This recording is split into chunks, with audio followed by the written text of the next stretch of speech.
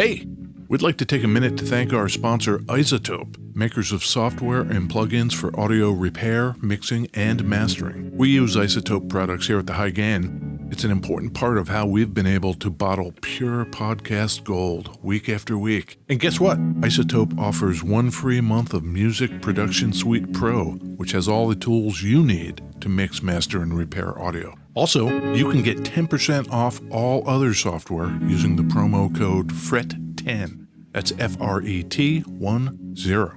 All of this is at isotope.com, IZOTOPE.com.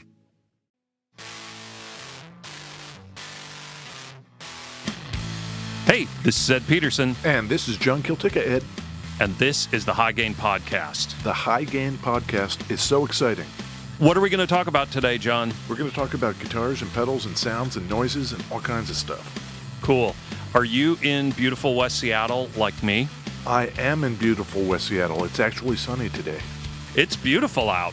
One of the pedals that we'll use in the episode, I ran it up to your house, and it was beautiful. We stood out there and looked at crows from about 12 feet apart. Yeah. Double the normal safe distance, I would say.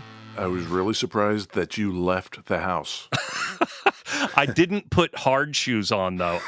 I kept my slippers on. That was important. At least you don't have toe shoes. No. God, no. No. I wonder if we should bring a guest into this one, John. What do you think? Well, I've got this funky guitar here, and it is hands down one of our favorites. Why not talk to the dude that made it? Yeah, let's do it. You know who's here, Ed? I think it's Mike Baranik. It is Mike Baranik. Hey, guys. Hey, Mike. How's it going? Excellent. Pretty good. Where are you, Mike? I'm in sunny Paso Robles, California. Sunny. Where is that? It's San Luis Obispo, which is halfway between LA and San Francisco on the coast. They've come up. Ernie Ball Music Man? Ernie Ball Music Man's there. National Resophonic Guitars is here. Wow. How far off I-5 is that? It's probably about 40 minutes from I-5. Mid-pandemic last year, we went down and stayed for a couple months in Palm Springs. Right. We're going to do that again. We're going to drive back down. You should stop in. Stand in your driveway and just like wave from a distance. A safe distance? Exactly. I have a big shop. We can roll up the back door and have plenty of fresh air. We'll talk about it afterwards, but I would love to actually take you up on that. It would be amazing. Nice. Yeah, you could go down the I-5. Hey, Mike, what's your favorite highway? My favorite highway is probably the 101. You know, it kind of goes inland, and then as you go down towards Santa Barbara, it gets real close to the coast. Got it. I love it. I'm here for highway talk. Really? Every time we get a California person, it's like, let's talk about roads. Yeah, there's lots of roads. I think my interest is way more pedestrian than that. Yeah. I notice that up here we say, yeah, get on I-5, get on 405. Yeah. But down there they say the I-5, the 405. Really? Huh. Would you say get on the one? I wouldn't. I'd say get on one. I might say the one. You start thinking about it, then you can't remember what you would say, right? Exactly. Yep. I'm gonna kill you if you don't beat me to it. Dreaming through Tokyo skies. I wanted to see the world and I flew over the ocean and I changed my mind.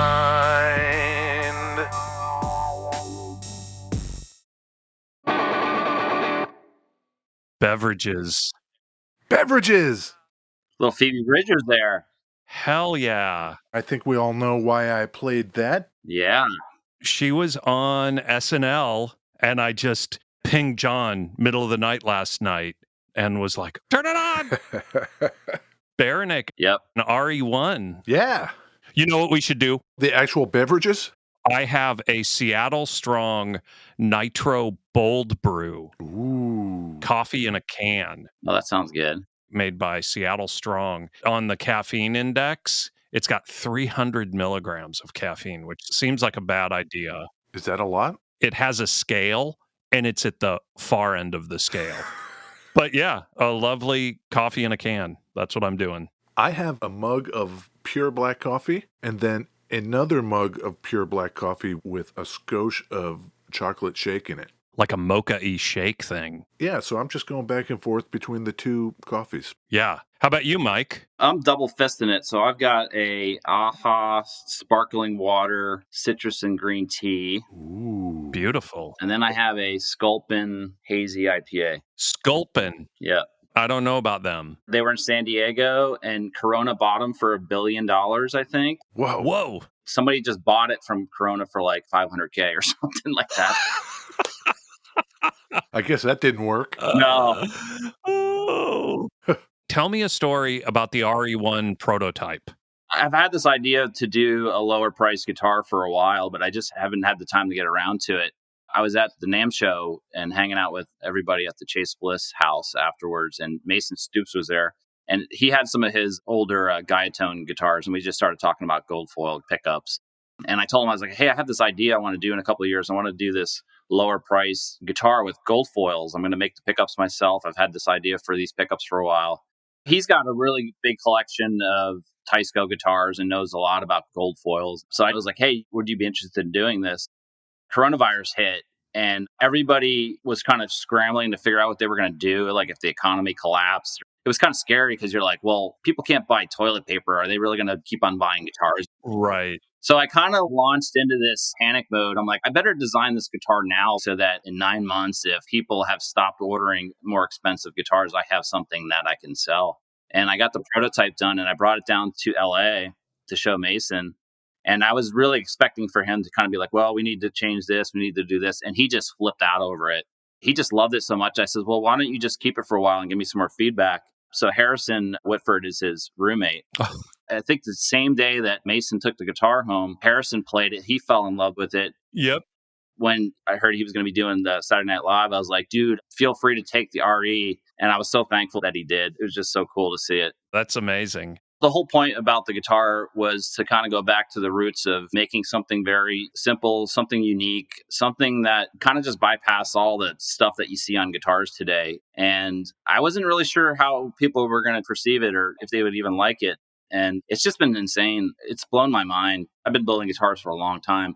To have all these people interested in my electric guitars after building acoustics for so long. Right. I have my acoustic business and it's doing really well, but the electrics is a new and exciting thing. And it's like switching teams, I guess, like getting traded, you know? Right.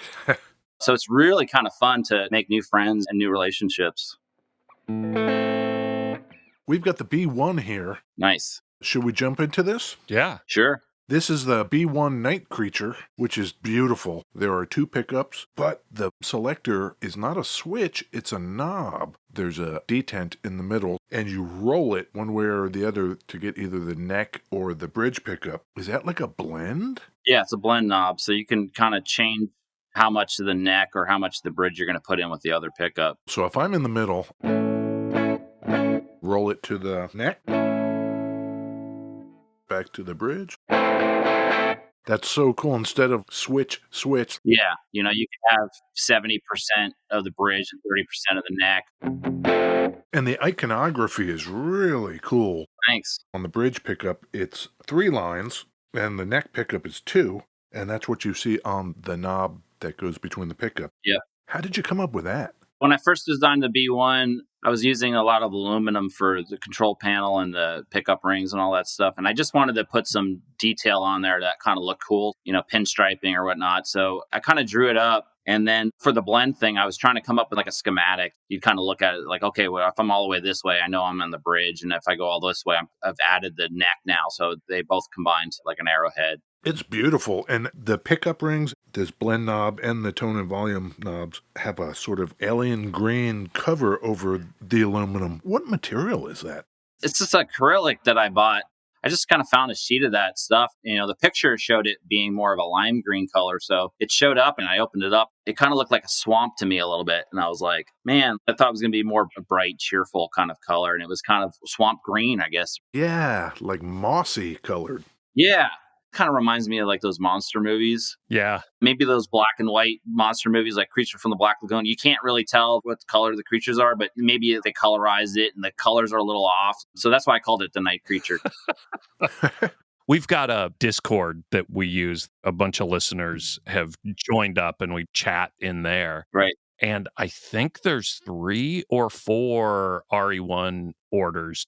I hadn't figured out how I was going to make it exactly, but I knew it was going to be less time and less money to make them. I wanted to do something that was more affordable for, musicians, and also thinking, okay, maybe in 9 months, the economy is going to suck and people that couldn't afford a $4,000 guitar would be more interested in buying a $1,700 guitar. Right. I didn't want to take orders or take any money for it. So I just kind of opened up a wait list for it. By the second day, I had 15 people on the wait list, and it's up to over 40 right now, which is just kind of blowing my mind. I'm on number like 7 right now. And I feel like when I get to number 10, the floodgates are going to open and there's going to be a lot more coming out. Right. I think a lot of musicians these days are kind of gravitating to things that are different for inspiration. I get so much enjoyment from Harrison using the guitar or Mason just kind of flipping out over the guitar. It pumps me up so much to know that I can make something that excites someone enough to create something.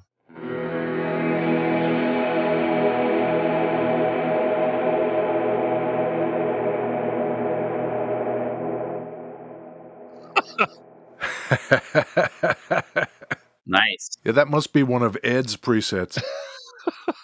You guys like share pedals? Like, I got that pedal for the next month and you take this one? Or how do you guys do that? John and I live a couple blocks from each other. So the gear swap between John and I is pretty constant. Oh, nice.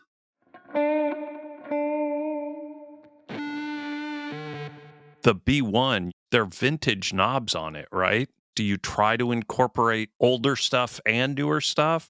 I love mid-century modern stuff. I love to go thrifting and to just find stuff that inspires me. I found this guy had this box of vintage knobs, and I'm like, how much are these? And he's like, 25 cents for each one. And there was thousands of them. And I'm like, well, how much if I just take the whole box? He's like, $20, just get them out of here. Yeah, so for that guitar, I think originally I was going to put red knobs on there because I was trying to go for like Creature of the Black Lagoon thing. And the knobs I got weren't red enough. They had more of a pink hue to them. It didn't work the way I wanted it to work. And so I got out my vintage knobs and I just started going through them. I probably spent too much time going through and looking at all of them. But you kind of find one, you're like, oh, I got 2 more that looks like this. And the coolest thing is like the one that's on the blender knob. Somebody had put that little red dot on there. That looks to me like a little eye, like an eye that's glowing in the dark when you hit it with a flashlight or something like that. Tell me about the headstock. The easiest way to think about it, I think, is like a modified bow tie shape. Yeah.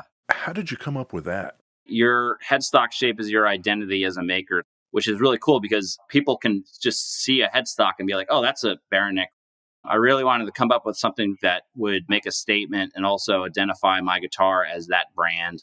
And I'm a big fan of reverse string pull. It changes the tension of the strings. So you add more tension the longer the string is, no matter how long the scale length is.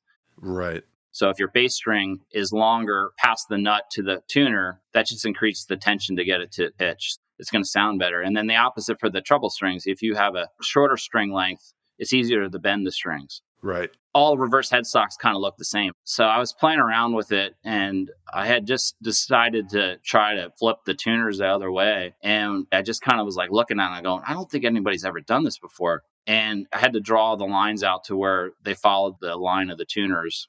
I couldn't tell if I was onto something or not. And then I just kind of decided I liked it a lot. I knew it was going to be polarizing, but I was okay with that. And so I drew it out. And the first guy I showed, he just hated it. He's like, that's the stupidest thing I've ever seen. Everyone else I showed it to just kind of was like, man, that is so cool. Like, it's so different. I've never seen anything like that. I just kind of decided to go for it. And it's been a really big success for me. I think that it definitely gets people to notice the guitars. We've got a question from our Discord channel.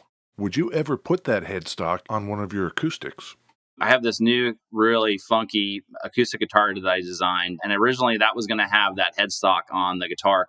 The big problem is the cases. Acoustic guitar cases are kind of made for a certain length of headstock. But yes, I would. When you designed the RE1, the headstock on that one's just slightly different. Like you pulled it back a little bit. Was that a distinction that you wanted sort of separate from the B1 line? The B1 headstock is pretty complicated, and there's some steps that I take to make it really strong. And what I wanted to do with the RE was make the guitar kind of go back to the elements of the slab headstock so that it would just kind of cut out some of the labor and make it more cost effective, and then in return make the guitar a lower price. What does RE and RE1 stand for? The RE is my mantra for that guitar. I'm trying to recycle, I'm trying to repurpose, I'm trying to reduce. The one is for one pickup. The S is for a sliding pickup. So there is going to be like an RE2 with 2 pickups.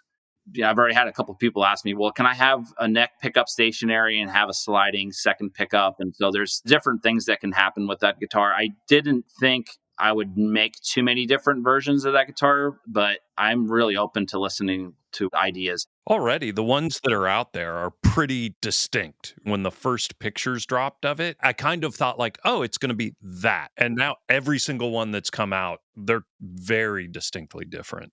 The RE1S is going to be like pretty standard. Like it's going to have like a sunburst color. Talking about the reusing and reducing and finding stuff at the warehouse place, is that where you got the turn indicators from the cars? I found those at a garage sale. I was just on Main Street on my town, and I saw a garage sale, and I pulled in, just kind of looking around, and I found those, and I just kind of bought them because I liked the way they looked, and I thought they were cool, and I wasn't sure what I was going to do with them, and so they just kind of sat there, and then when I was brainstorming the idea for the RE1S, they were just kind of sitting on my bench. I kind of looked at it, and I was like, man, I wonder if I could just drill some holes and just mount all the electronics in this thing.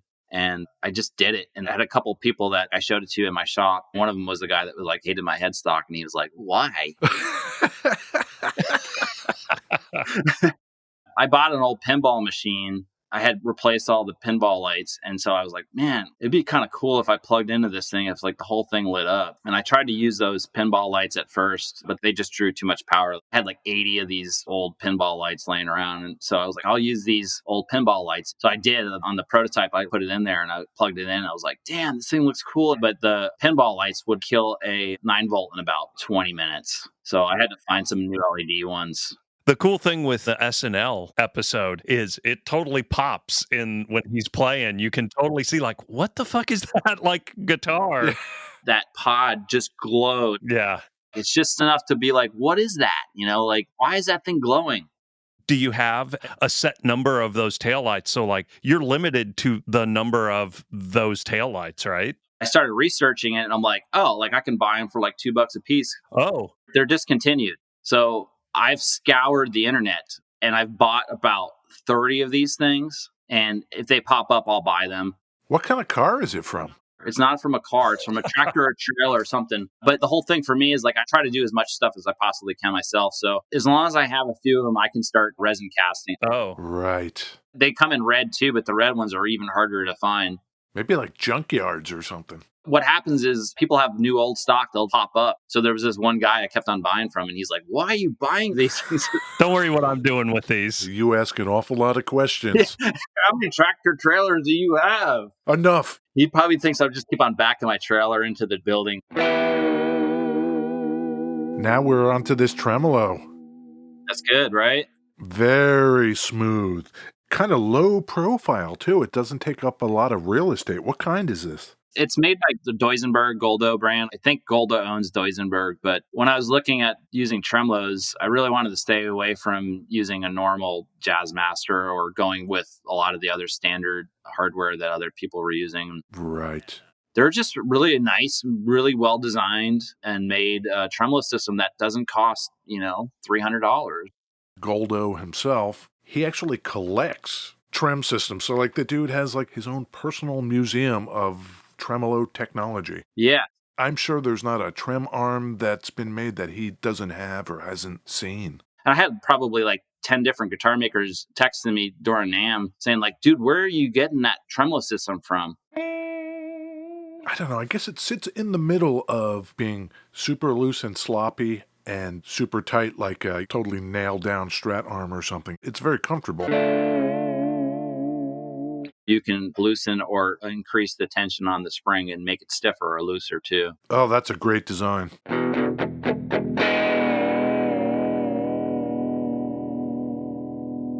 I really like the flat black. Oh, thanks. Dylan did ask a question about how you pick your paint schemes. It is one of those things where when you go through your Instagram stream, there really aren't any bad colors. They're pretty spot on. Even the black, you said it's like Creature from the Black Lagoon. I get Swamp Thing. In my head, I go like alien, like space kind of thing with this. How do you pick those things? I mix all my own colors. And so I'll either have an idea based on something that I've seen. Like I did that pink Gina guitar. I used that old Regina floor scrubber. I just took that up into the paint booth when I was mixing the colors and just tried to get it as close as I could to the two-tone pink. But I like the satin finishes for feel. And also it just has a little bit different look. It kind of mutes the colors a little bit more like an Easter egg. Pastel-y almost. That finish I use is a UV cured acrylic. So it's like this really durable finish that they would like use on floors. I kind of stay away from like your normal nitrocellulose finishes for time. And also, nitrocellulose lacquer is 70% solvents and 30% solids. So when you're spraying that stuff, 70% of that's just going out into the environment or into your body or into your workplace or whatever. And material like that is going to be like 90 to 95% solids. So what you're spraying is either getting on the guitar or getting on the filter, and there's very little else going out into the air. You can cure it faster with UV, right? So you can work quicker? Well, yeah. So like I can spray a coat, and after about 20 minutes, I hit it with a light, and it's ready to go. Wow. Yeah, I don't have to wait days or weeks for it to harden. Is it that much less of anything else you have to do? I mean, obviously you don't have to polish it. Yeah, I mean, that's the whole reason I do it. Is like any guitar you buff out, you've got to sand it flat and then you got to buff it out. And to not have to do that on an electric guitar is such a treat. It's a pain in the ass to spray it on where it looks really good and clean. But doing that versus having to like sand everything to 1,000, 1,200 grit and then get it on a buffing wheel for an hour and buff it out is worth it for me. How many guitars do you have in process at any one time? It varies. Like right now, I've got so many things going on. I have 2 acoustic guitars that are getting ready for binding and the necks are getting put together. And I'm going to start spraying those in a couple days. And I have 2 acoustic guitars that are like the sides are bent and the backs are braced and the tops are joined up. I have to do rosettes and 3 REs that are pore filled that are going to go into the booth. And I think we did 4 RE necks that are ready to start putting finish on. And we just carved 10 other RE necks. So there's a lot of different stuff going on right now that it's been helpful having somebody else, my apprentice, Nate. Wow.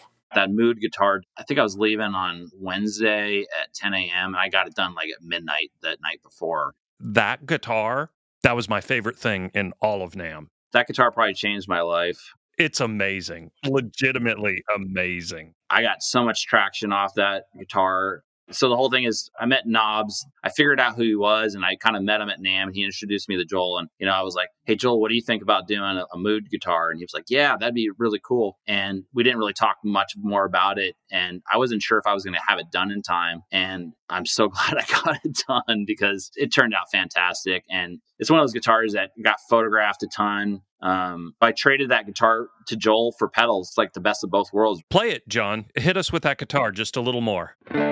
Okay, why don't I just do the thing we always do, Ed? This is both neck and bridge.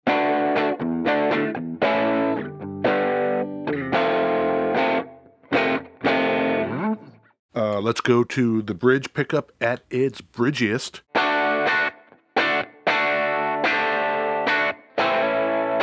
Wow, that's pretty cool. Yeah, that's great. Let's go neck pickup at its neckiest.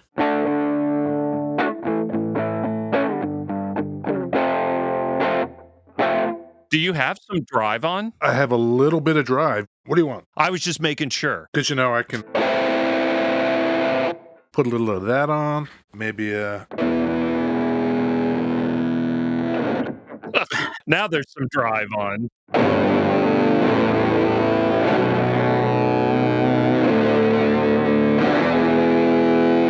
Pog. A little bit.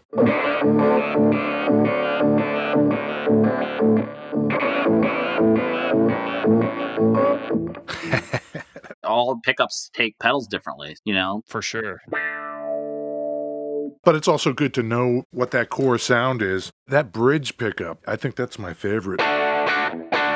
Real kind of punky.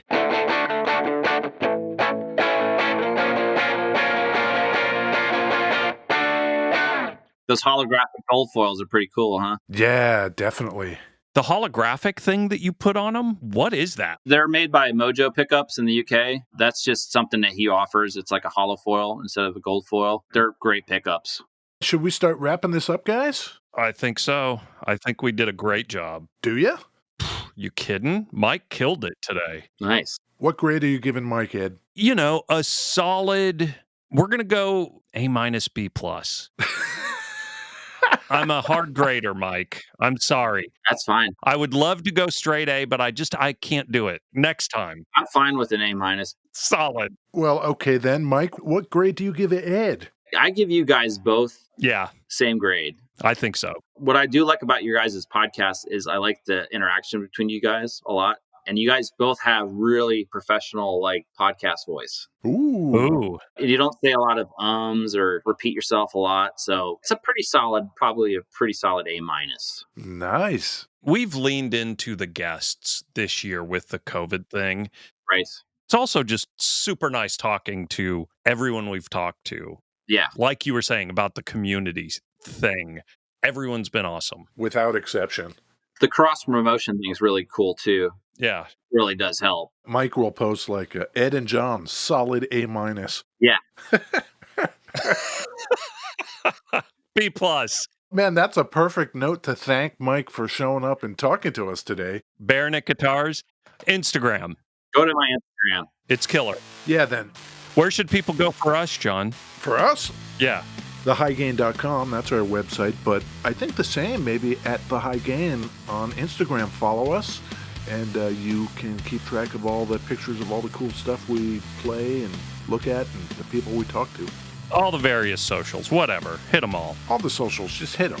But the most important thing is, again, Yeah. Mike, thank you very much for dialing in and talking to us. Thanks, John. You killed it. I had a great time with you guys. And when you get your RE, let's do another one. Absolutely. Thanks a lot, Mike.